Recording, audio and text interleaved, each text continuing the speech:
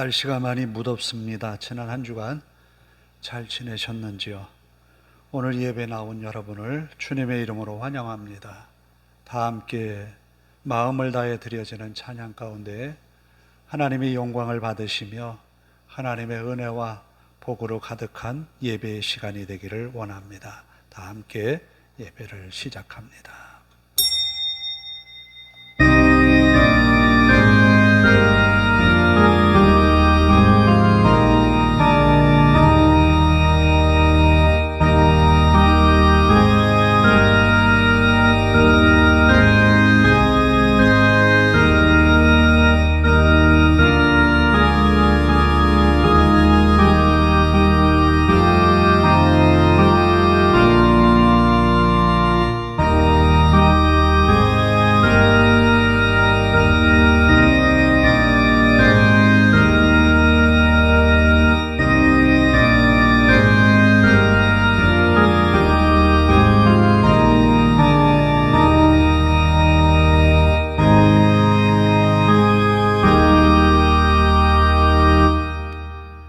내가 속한 바 곧 내가 섬기는 하나님의 사자가 어젯밤에 내 곁에 서서 말하되 바울아 두려워하지 말라.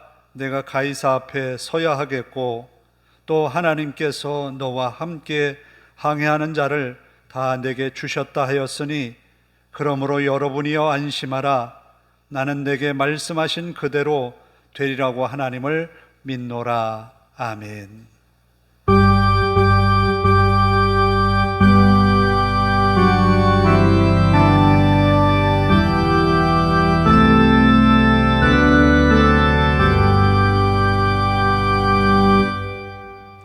다 일어나셔서 14장을 찬송합니다.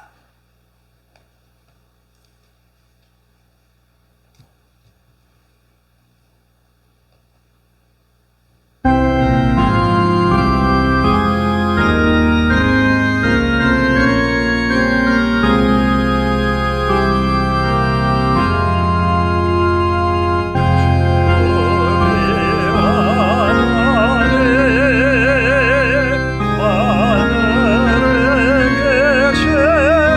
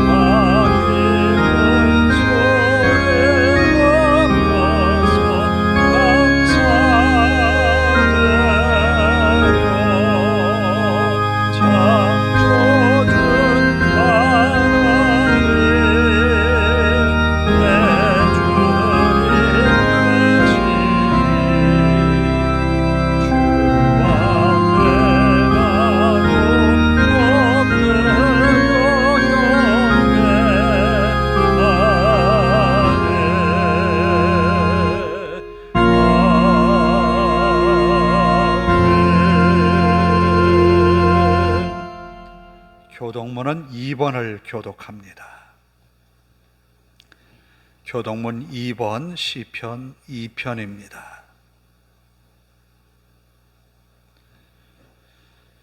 어찌하여 이방 나라들이 분노하며 민족들이 헛된 일을 꾸미는가? 여호와와 그의 기름 부음 받은 자를 대적하며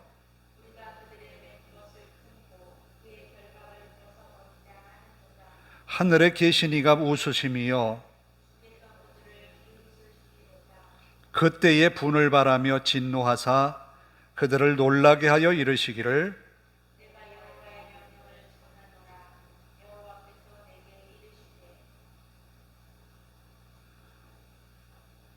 내가 여호와의 명령을 전하노라. 여호와께서 내게 이르시되 내게 구하라. 내가 이방 나라를 내 유업으로 주리니. 아멘. 사도신경으로 우리의 신앙을 함께 고백합니다. 나는 전능하신 아버지 하나님 천지의 창조주를 믿습니다. 나는 그의 유일하신 아들 우리 주 예수 그리스도를 믿습니다. 그는 성령으로 잉태되어 동정녀 마리아에게서 나시고 본디오 빌라도에게 고난을 받아 십자가에 못 박혀 죽으시고 장사된 지 사흘 만에 죽은 자 가운데서 다시 살아나셨으며 하늘에 오르시어 전능하신 아버지 하나님 우편에 앉아 계시다가 거기로부터 살아있는 자와 죽은 자를 심판하러 오십니다. 나는 성령을 믿으며 거룩한 공교회와 성도의 교제와 죄를 용서받는 것과 몸의 부활과 영생을 믿습니다. 아멘.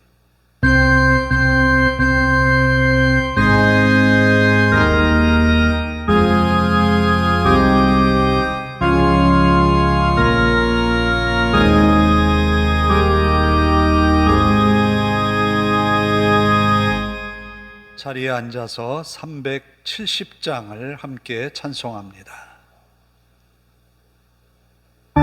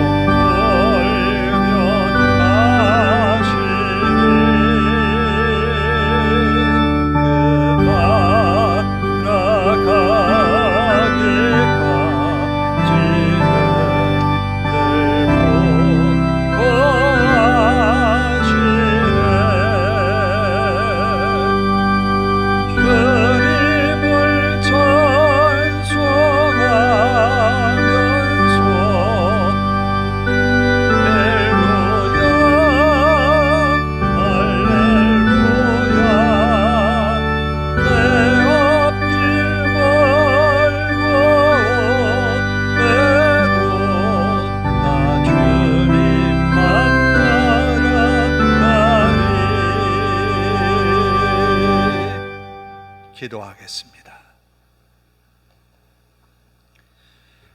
오늘도 우리에게 은혜 주셔서 이 예배의 시간 우리를 이끌어 주심을 감사합니다. 마음을 다해 예배하는 시간이 되게 하옵소서. 성령님 우리 마음 붙드셔서 하나님께로 향한 우리의 간절한 믿음의 고백이 있는 시간 되게 하옵소서. 하나님 앞에 집중하여 찬송으로 하나님께 영광을 돌리며 마음을 다해 뜻을 다해 영과 진리로 예배하는 시간이 되도록 인도하옵소서. 세상 일에 우리가 많이 복잡하게 살아왔지만 이 순간만큼은 하나님 앞에 온전히 마음을 다해 예배하는 시간이 되게 하옵소서. 우리 하나님 이 시간 우리의 예배 가운데 임재하셔서 영광을 받으시며 하나님의 말씀으로 우리에게 더하여 주시옵소서. 우리의 우둔한 지혜를 깨우쳐 주시고 우리의 연약한 믿음을 복돋아 주시고 우리의 마음에 부족한 것을 하나님의 말씀으로 은혜로 채워 주시옵소서. 부족한 모습을 가지고 주님께 나왔습니다. 연약함을 가지고 왔습니다. 그러나 하나님의 능력 많으신 그 손길로 우리를 이끄사 강건하게 하옵소서. 능력 있게 하옵소서. 주의 말씀으로 우리를 새롭게 변화되게 하옵소서. 하나님이 우리를 기뻐하시는 그 뜻을 이루기 위하여 하나님 앞에 열심내어 믿음으로 헌신을 다짐하는 시간이 되게 하옵소서. 하나님께서 우리에게 마음의 소원을 두고 행하시는 그 일을 힘써 행할 수 있는 저희들이 되게 하옵소서. 간절히 하나님 앞에 간구합니다. 이 시간 말씀을 전하는 종을 붙들어 주시고 능력의 말씀만을 전하게 하옵소서. 인간의 연약한 모습들 다 십자가 뒤에 감추어 주시고 능력의 말씀을 선포케 하옵소서. 주님께서 들려주셨던 그 모든 말씀들이 우리에게 이 시간 되살아나게 하시고 주님의 음성을 듣는 시간이 되게 하옵소서.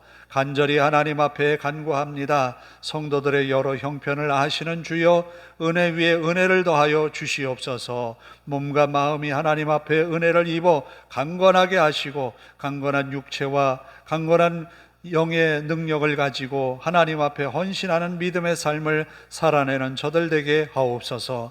저들에게 주신 산업과 가정 하나님께서 복 주시고 은혜 베풀어 주시옵소서. 야베스가 하나님 앞에 간절히 기도하니 저의 근심이 떠나가고 하나님께서 주신 복이 저의 가정에 임하였듯이 오늘 모든 믿음의 가정 위에도 근심을 벗어나 하나님이 주시는 은혜의 세계로 나아가게 하옵소서. 또한 아버지 하나님 이 시간 우리가 마음을 다해 예배할 때에 하나님께서 주시는 말씀 속에 우리들의 자아가 깨어나게 하시고 하나님 앞에 온전히 믿음으로 되살아나는 저희들 되게 하옵소서. 세상 일에 골몰한 우리의 마음의 생각들을 내려놓고 주님만을 바라보는 이 시간 되게 하옵소서. 또한 아버지 하나님 우리가 살아가는 대한민국을 사랑하여 주시고 이 땅 이 나라가 하나님을 두려워하고 하나님의 공의로움을 지켜가고 하나님의 정의로움을 이루어가는 그런 나라가 되게 하옵소서. 하나님이 우리를 사랑하시듯 믿음의 권속들이 하나님을 사랑하는 그런 나라로 세워가게 하옵소서. 아버지 하나님 이 땅에 교회가 세워진 100년 이래의 역사 가운데 많은 교회가 부흥하고 성장해 갔습니다. 그 성장의 모든 모습 속에서 하나님이 우리에게 맡기신 믿음의 사명을 다했는가를 돌아보며 이제 다시 한번 주님께서 부르신 부름에 합당한 믿음의 경주를 해나가는 온 교회와 성도들이 되게 하옵소서. 아버지 하나님 이 시간 예배의 시작부터 마칠 때까지 주님께만 영광 되기를 예수님의 이름으로 기도하옵나이다. 아멘.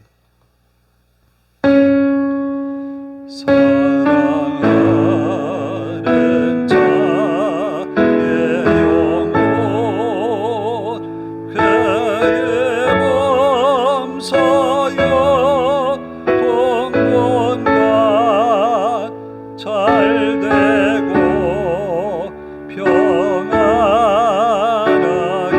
평안하기를 내가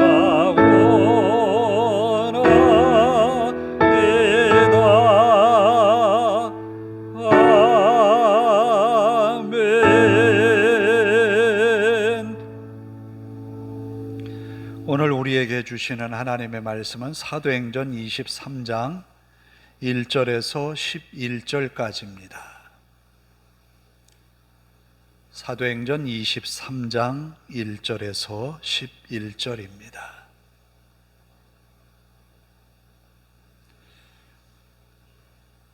신약성경 227쪽입니다. 봉독해 드리도록 하겠습니다. 바울이 공회를 주목하여 이르되 여러분 형제들아, 오늘까지 나는 범사에 양심을 따라 하나님을 섬겼노라 하거늘, 대제사장 아나니아가 바울 곁에 서 있는 사람들에게 그 입을 치라 명하니, 바울이 이르되 회칠한다며 하나님이 너를 치시리로다. 내가 나를 율법대로 심판한다고 앉아서 율법을 어기고 나를 치라 하느냐 하니, 곁에 선 사람들이 말하되 하나님의 대제사장을 내가 욕하느냐. 바울이 이르되 형제들아, 나는 그가 대제사장인 줄 알지 못하였노라. 기록하였으되 너의 백성의 관리를 비방하지 말라 하였느니라 하더라. 바울이 그중 일부는 사두개인이요 다른 일부는 바리새인인 줄 알고 공회에서 외쳐 이르되 여러분 형제들아, 나는 바리새인이요 또 바리새인의 아들이라. 죽은 자의 소망 곧 부활로 말미암아 내가 신문을 받노라. 그 말을 한즉 바리새인과 사두개인 사이에 다툼이 생겨 무리가 나누어지니, 이는 사두개인은 부활도 없고 천사도 없고 영도 없다 하고 바리새인은 다 있다 함이로라. 크게 떠들새 바리새인 편에서 몇 서기관이 일어나 다투어 이르되 우리가 이 사람을 보니 악한 것이 없도다. 혹 영이나 혹 천사가 그에게 말하였으면 어찌하겠느냐 하여 큰 분쟁이 생기니, 천부장은 바울이 그들에게 찢겨질까 하여 군인을 명하여 내려가 무리 가운데에서 빼앗아 가지고 영내로 들어가라 하니라. 그날 밤에 주께서 바울 곁에 서서 이르시되 담대하라. 내가 예루살렘에서 나의 일을 증언한 것 같이 로마에서도 증언하여야 하리라 하시니라. 아멘. 당신은 하나님의 언약 안의 축복의 통로, 함께 찬양합니다.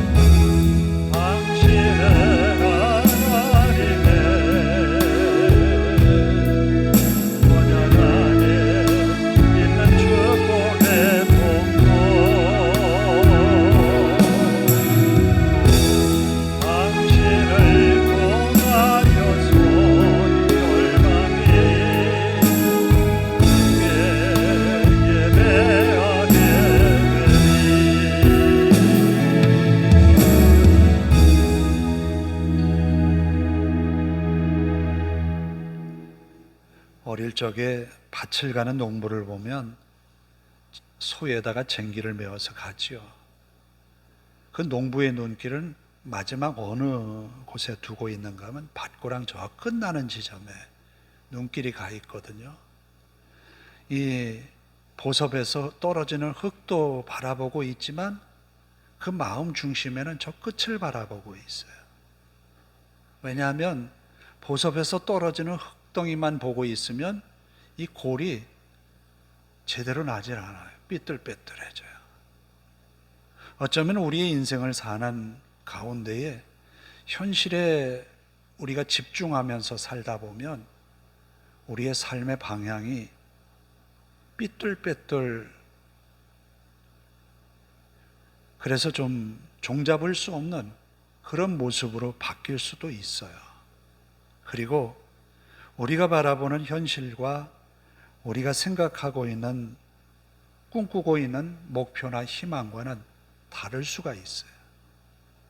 그럴 때 우리는 많이 절망하게 돼요.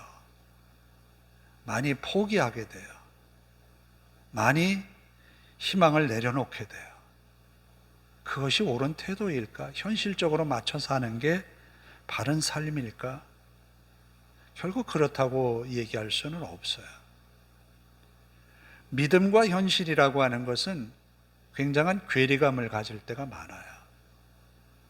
믿음이라고 이야기하는 것과 현실을 접했을 때 그 믿음으로 꿈꾸었던 것이 이루어지리라고 하는 희망과 기대가 깨질 때가 참 많거든요. 오늘 바울은 예루살렘에 올라갔는데 왜 올라갔는가 하면 이방 지역에서 예루살렘에 흉년이 들어서 삶이 곤궁하고 어렵다라는 이야기를 듣고 거기에서 거두온 헌금을 예루살렘 성도들에게 전달하기 위해서 왔거든요. 그리고 이방 지역에서 선교가 이만큼 됐습니다라는 선교 보고를 하기 위해서 온 거예요. 그런데 이미 예루살렘에 소문이 퍼져 있어요. 바울이 온다는 걸. 그래서 교회의 지도자들은 바울을 보호하기 위하여서 여러 수단을 강구합니다. 바울이 율법을 어겼다고 하는데 규례를 지킨다고 하는 것을 보여주자라고 해서 믿음의 사람들 몇몇 사람들이 바울을 보호하기 위해서 서원을 했습니다.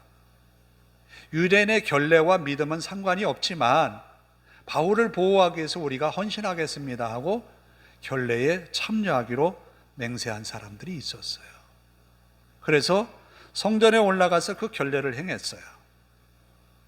그리고 그가 예루살렘 성 안에 들어가서 성전에서 서성이고 있는 모습을 이방 지역에서 온 유대인들이 바라보고 아, 저 바울이다.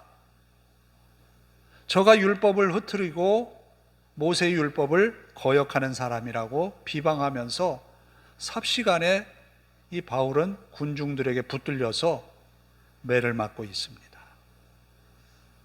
어떻게 될지 몰라요. 이것은 바울이 생각한 상황은 아닐 거예요. 교회가 생각한 상황은 아니에요. 최악의 상황이 벌어진 거예요.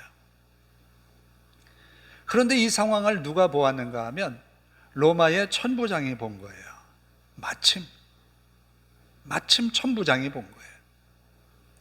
그래서 이거 큰 폭동이 일어나겠다 싶어서 바울을 그 군중들 틈바구니에서 끌어냅니다. 얼마나 많이 맞았겠어요. 그런 그가 다시 공회 앞에 선 거예요. 오늘 23장에 보면 재판하기 위해서, 유대인들이 유대인을 재판하기 위해서 공회로 모인 거예요. 이 공회에 모여서 보니까 그 공회 안에는 여러 사람들이 있잖아요. 사두개인들, 바리새인들. 그러니까 유대의 장로들 가운데에 대제사장도 거기에 들어 있었어요. 바울은 그 공회 앞에서 앞서서 많은 사람들이 바울을 정죄하는 어떤 발언들을 했겠지요. 거기에 대해서 변명하기를 이렇게 변명합니다. 여러분 형제들아, 내가 오늘까지 범사의 양심을 따라 하나님을 섬겼노라. 내가 범사의 양심을 따라 하나님을 섬겼다. 굉장히 쉽지 않은 말이에요. 우리가 살아가면서 양심대로 산다고 하는 것이 어떤 겁니까? 정직하다는 거 아니겠어요? 남에게 해를 입히지 않는다는 거 아니겠어요? 그런데 양심을 따라 하나님을 섬겼다. 오늘 우리가 바울의 이 말에 우리도 마음을 두어야 할 줄 압니다. 우리가 양심을 따라 하나님을 섬겨야 되는 거예요. 하나님이 내게 주신 말씀에 대해서 외면하는 것이 아니라 순종하는 믿음을 가져야 돼요.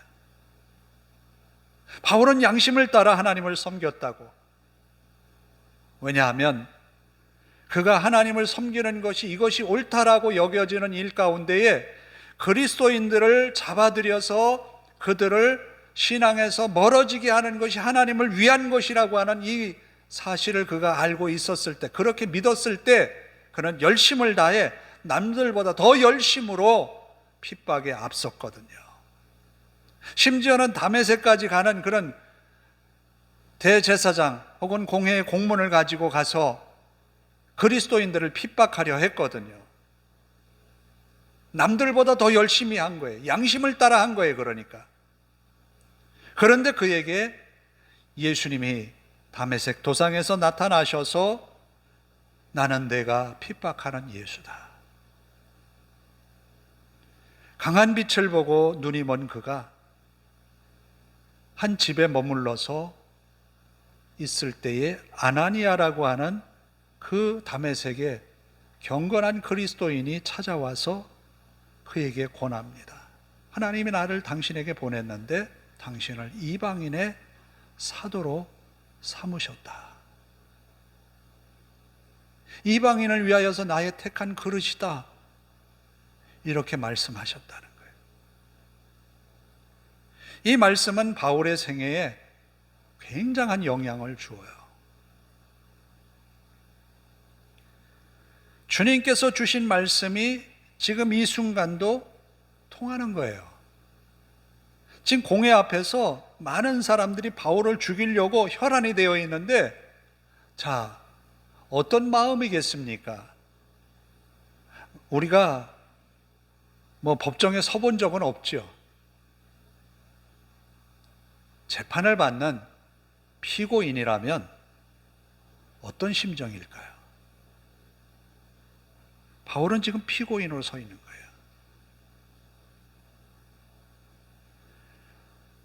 자신을 향하여서 한마디로 도움을 주는 사람이 여기 공회 안에는 없어요. 공회원 전부가 바울을 죽이려고 해요. 바울은 이 상황을 냉철하게 봅니다. 오늘 우리는 현실 앞에 우리의 모습과 주님이 나와 함께 하시는 모습을 냉철하게 봐야 돼요. 바울은 지금 혼자예요. 아무도 그에게 도움을 줄 리가 없어요. 평정심을 잃을 만한데 전혀 그렇지가 않아요. 이것은 무엇을 의미합니까? 우리도 세상에서 여러 가지 어려운 일들을 만나겠지만 거기에 너무 휩쓸리지 말자는 거예요. 그것이 전부가 아니라는 거예요. 여기에 바울도 마찬가지예요.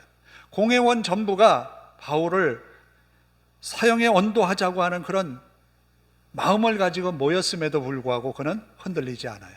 무엇 때문에? 주님이 그에게 주신 말씀 때문에. 말씀 때문에. 나의 택한 이방인을 향한 그릇이라는 거예요. 이방의 사도로서 부름을 받았다는 거예요.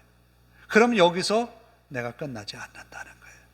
지금까지 예루살렘에 오기까지 에베소에서 밀레도에서 여러 그리스도인들을 만나보았고, 또 그가 기도하면서 성령을 통하여서 받은 말씀은 로마에 간다는 거예요. 임금들과 총독들 앞에서 복음을 전한다는 거예요. 여기서 끝나지 않는다는 거예요. 주님이 주신 말씀은. 그러나 상황은 여기에서 끝날 것 같아요. 오늘 우리에게도 그래요. 우리의 상황이 여기서 더 이상 진전이 안 되겠지라고 하는 막다른 길과 같은 그런 모습이겠지만 주님은 우리에게 그렇게 상황에 우리를 내어 맡기시지 않는다는 거예요. 바울은 이 상황에서 가만히 보니까 이 공회원들, 구성원들을 보니까 거의 대부분의 반은 사두개인이고 반은 바리새인이에요.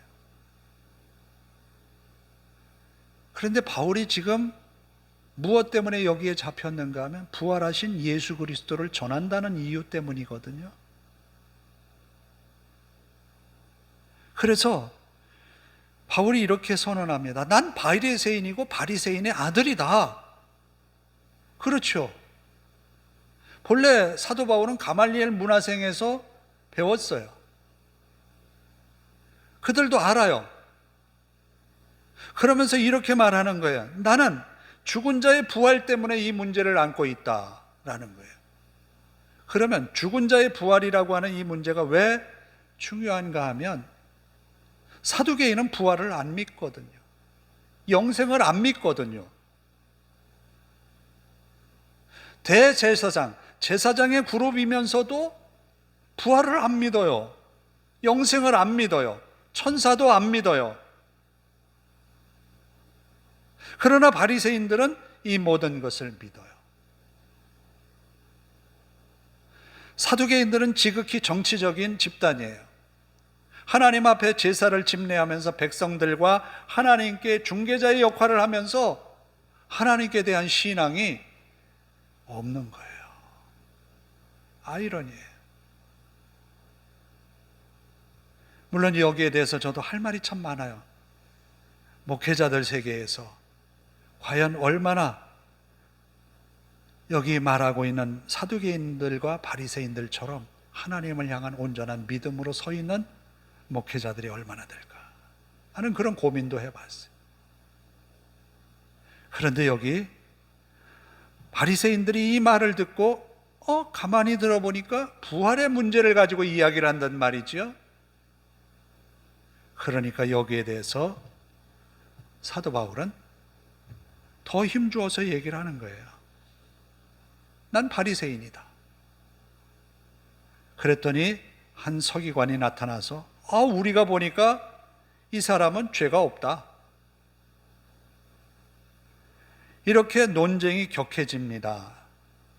논쟁이 격해지니까 바울이 이 두 부류 사이에서 찢겨질까 염려해서 천부장이 영내로 데려갔다라는 마지막 부분의 이야기예요. 그런데 그날 밤에 주님께서 바울에게 나타나신 거예요. 이르시되 담대하라, 내가 예루살렘에서 나의 일을 증언한 것 같이 로마에서도 증언하여야 하리라. 그래요. 사도 바울에게는 주님의 말씀이 있어요. 주님의 말씀이 있어요. 우리도 그래요. 현실적으로 우리가 감당할 수 있는 일이 너무 없어요. 지금 바울은 자기의 미래에 대해서 결정할 수 있는 결정권이 바울에게는 전혀 없어요. 공회와 총독과 혹은 천부장의 손에 달려있지 자기에게는 아무것도 없어요. 어쩌면 우리들은 세상에 내동댕이 쳐가지고 세상이 우리들에게 해주는 대로 우리는 따라갈 수밖에 없는 그런 순간이 있을 때가 있어요. 난감하지요. 왜 나는 내가 주장하고 내가 선택하고 내가 해야 할 그런 일은 없는가? 남이 나의 일을 다 결정해주고 남이 나의 길을 주장해 줄 수밖에 없는가? 난처하지요. 난감해요. 바울이 지금 그런 상황인 거예요. 그때 바울은 주님의 말씀을 들은 거예요. 주님의 말씀이 그에게 들려졌어요. 담대하라, 내가 예루살렘에서 나의 일을 증언한 것 같이 로마에서도 증언하여야 하리라. 바울은 때를 따라 그런 음성을 들었어요. 오늘 본문에도 이 말씀을 들었지만 사도행전 9장 15절에 이방인과 임금들과 이스라엘 자손에게 복음을 전할 나의 택한 그릇이다. 그래요. 이 말씀이 바울에게는 굉장히 힘이 되었던 말씀이었어요. 그전에도 바울은 소아시아에서 복음을 전하는 중에 길이 막혔다 그랬어요. 1차 전도 여행 때 돌았던 교회들을 돌으려고 하는데 그 길이 열리지를 않았어요. 그러던 중에 기도하는 가운데 환상 가운데 보았습니다. 마게도냐 사람이 손짓하면서 건너와서 우리를 도우라. 그것이 주님의 뜻으로 알고 복음을 전했던 것이 유럽 전도의 시작이었던 거예요. 뿐만 아니라 사도행전 18장 9절과 10절에도 보면 침묵하지 말고 말하라. 내가 너와 함께하며 어떤 사람도 너를 대적하여 해롭게 할 자가 없다. 이 성중에 내 백성이 많다. 핍박이 너무 거세서 두려웠거든요. 가는 곳마다 바울을 핍박했거든요. 그러잖아요. 고린도 교회에 편지하면서 바울은 말합니다. 내가 40의 하나 가만매를 몇 번 맞고 태형을 몇 번 당하고 강의 위협을 당하고 도적의 위협을 당하고 이런 일을 겪었던 바울이에요. 그러니까 그 태형을 당할 때마다 40의 하나 가만매를 맞을 때마다 어떻겠어요? 너무너무 마음이 괴롭지 않았겠어요? 그럼에도 불구하고 그는 이 말씀을 받은 거예요. 그러니까 믿음으로 어떤 일을 해나감에 있어서 전혀 어려움이 없다고 하는 것은 아니었던 거예요. 그러나 그 어려움을 능히 이겨나갈 수 있는 은혜와 능력을 주님이 주신다는 거예요. 바울은 그걸 믿고 나아간 거예요. 그래 오늘도 예루살렘에 이렇게 복음을 전하면서 핍박 속에서도 주님을 바라보고 있는 겁니다. 사도행전 20장 23절 24절에도 바울에게 이런 말씀을 주셨어요. 오직 성령이 각 성에서 내게 증언하며 결박과 환난이 나를 기다린다 하시나 내가 달려갈 길과 주 예수께 받은 사명 곧 하나님의 은혜의 복음을 증언하는 일을 마치려 하면은 나의 생명조차 조금도 귀한 것으로 여기지 아니하노라. 그래요. 그가 기도하는 중에 혹은 여러 곳에서 주님이 그에게 말씀을 주셨습니다. 그 말씀 가운데 환난이나 어떤 어려움이 기다린다고 하는 건 안다. 그러나 복음을 위하여서 내가 달려가겠다. 주님은 우리에게 환난을 주시는 것이 멈칫 그 자리에 멈춰 서라는 것이 아니라 그것을 뚫고 나가라는 거예요. 우리에게 주신 어려운 일들을 극복해 나가라는 거예요. 극복할 수 있다는 거예요. 그것으로 인하여서 우리가 발전된 세계로 나아간다는 거예요. 복음이 더 왕성해진다는 거예요. 그래요. 우리의 삶은 현실과 우리의 생각, 우리의 믿음의 어떤 소망과는 너무나 괴리감이 있을 때가 있어요. 그러나 그것에 대해서 너무 고민할 필요는 없어요. 많은 믿음의 선배들이 그렇게 살아왔습니다. 그래서 히브리서 기자는 이렇게 말하죠. 믿음은 바라는 것들의 실상이요 보지 못하는 것들의 증거라.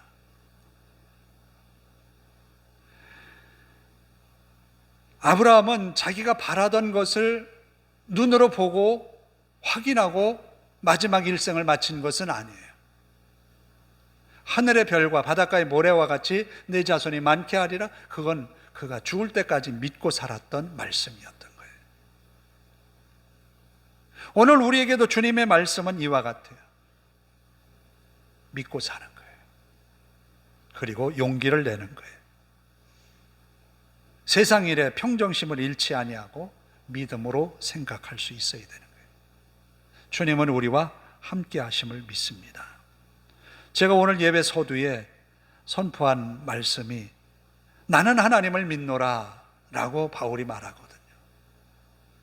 유라굴로라고 하는 큰 광풍이 지중해 연안에 부는 그 광풍이 일어나서 바울이 탄 배가 이리저리 요동합니다.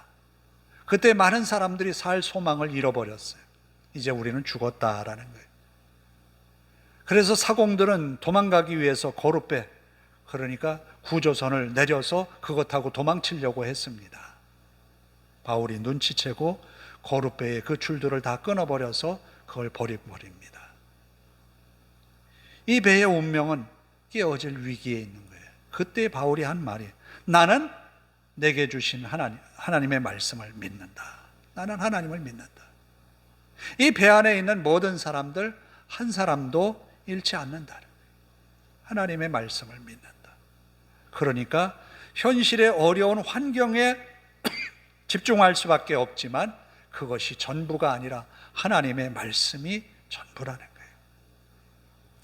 결국은 공회가 벌어져서 이 바울이 공회 재판석에 서 있지만 이 모든 권한이 공회원들에게 있는 것 같지만, 천부장과 총독에게 있는 것 같지만 하나님의 말씀은 보이지 않게 역사하신다는 거예요. 하나님의 말씀, 내가 꿈꾸고 바라고 기대하는 하나님의 말씀은 내가 일하지 않고 내가 움직이지 않아도 누군가를 통해서 하나님은 그 상황을 만들어 가신다는 거예요. 우리는 그저 담대함으로, 믿음으로 우리가 서 있는 자리에서 믿음의 본분을 다할 뿐이에요. 그러면 주님이 우리 가운데 은혜로 나타나실 줄로 믿습니다. 기도하겠습니다. 아버지 하나님, 로마에 가야 되는데 예루살렘에서 죽을 수도 있는 바울의 상황을 우리가 보았습니다. 그러나 바울은 자신은 무죄라고 선언하기 이전에 복음을 선포하고 복음에 대한 변명을 우선합니다. 왜냐하면 이 사건, 이 모든 일을 주관하시는 이는 하나님이시기 때문입니다. 우리는 우리의 현실 앞에 우리가 해야 할 일이 참 많습니다. 그러나 우리가 먼저 하나님 앞에 나와 예배하는 것은 하나님이 우리의 삶의 주도권을 쥐고 계심을 믿기 때문입니다. 하나님이 우리를 향하여서 선한 뜻을 이루실 줄로 믿기 때문입니다. 아버지 하나님, 우리가 열심을 다해 주의 말씀을 준행하게 하시고 양심을 따라 하나님을 섬겨갔던 바울처럼 우리도 그러하게 하옵소서. 한 주간 우리의 삶에 하나님의 은혜로 채워주시기를 예수님의 이름으로 기도하옵나이다. 아멘. 419장을 찬송합니다.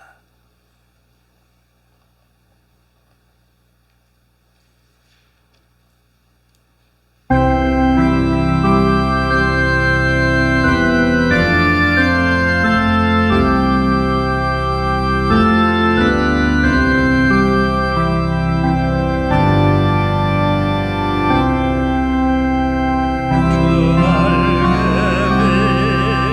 내가 편안히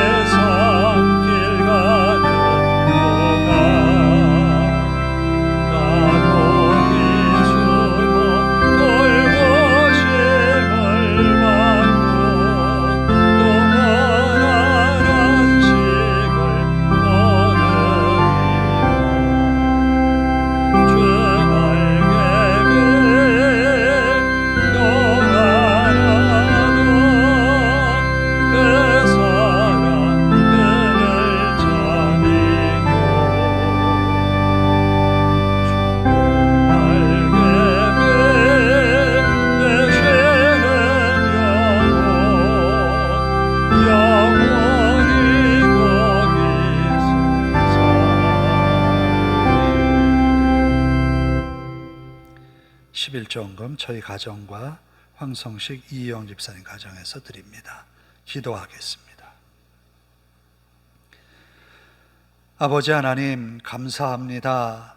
세상에 많은 이들이 있지만 우리를 하나님의 자녀라 인쳐주시고 이 시간 주님 앞에 마음을 다해 예배하게 하시니 감사합니다. 하나님의 귀한 말씀으로 우리의 영을 새롭게 하시니 감사합니다. 마음을 다해 양심을 따라 하나님을 믿고 섬겼던 바울처럼 우리도 그러하게 하옵소서. 또한 아버지 하나님, 우리의 현실을 바라보며 실망감과 절망감에 빠지는 것이 아니라 그럼에도 불구하고 하나님이 우리를 향하신 그 말씀을 듣게 하옵소서. 소망을 하나님께 두고 믿음으로 일어서는 우리가 되게 하옵소서.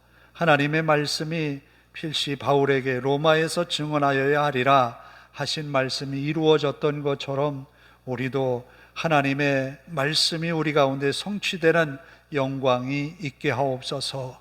환난과 고난을 이겨내며 핍박과 고난 속에 그 모든 것을 극복했던 바울처럼 우리도 이겨내는 믿음을 갖게 하옵소서. 복음 가운데에 살아가게 하시고 복음으로 우리의 삶이 복되게 하옵소서. 우리 하나님 앞에 모든 것 맡깁니다. 11조를 드렸습니다. 하나님 앞에 드려진 헌금이 아름답게 귀하게 사용되어지게 하옵소서. 하나님께서 하늘 창고를 여시사 믿음의 가정에 더하시고 은혜 베풀어 주시옵소서.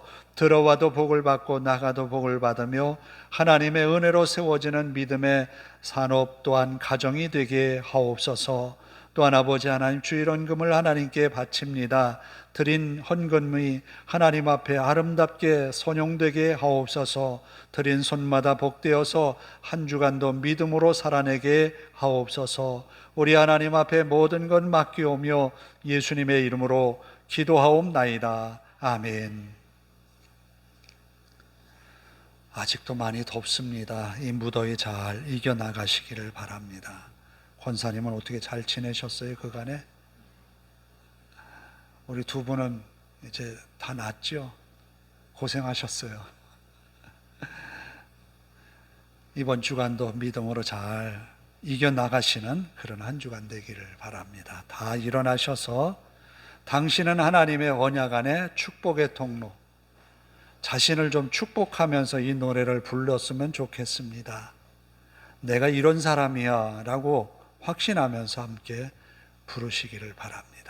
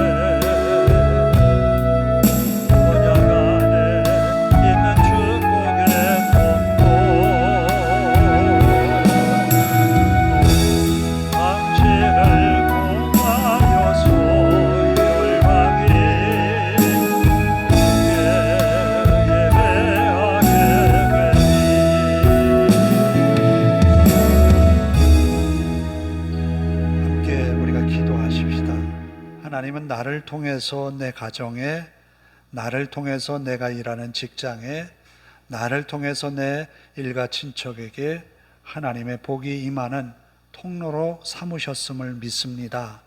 하나님이 나를 통해 또 바울을 통해 이루셨던 믿음의 역사가 이루어지기를 소원하십니다. 한 주간 믿음으로 힘써 살게 하소서. 함께 통성으로 기도합니다. 아버지 하나님 감사합니다.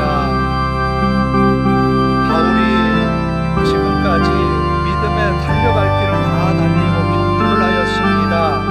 복음을 위하여서 달려갔습니다.